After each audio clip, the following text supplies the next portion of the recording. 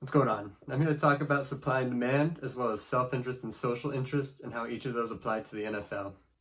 So the main idea in the law of supply and demand is that the price of a product in a competitive market is going to vary up and down depending on how much of the product suppliers can supply and how much of the product buyers want to buy.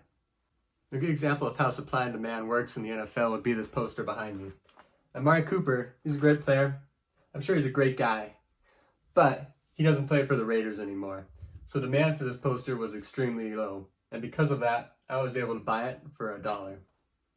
An example of an NFL product that's in high demand would be like a popular player's jersey, such as Luke Kuechly here, or really any other popular player. Since the NFL can't price any individual player's jersey higher than like another individual player's jersey, they often make up for this by having a much higher supply of popular players than of the less popular players and less popular teams. This helps them maximize their profits. So basically, to break it down, the merchandise of like the popular teams, well, it can't be priced higher than the merchandise of the lesser teams.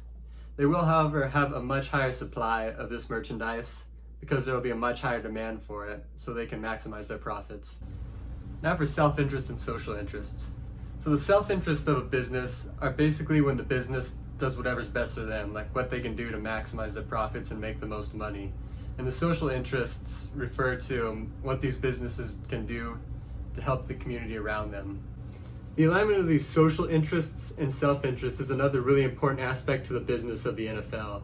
Since 1973, they've donated over $430 million to different charities, and the athletes also donate a huge amount of their time over the course of the season and the off-season to helping out these charities as well.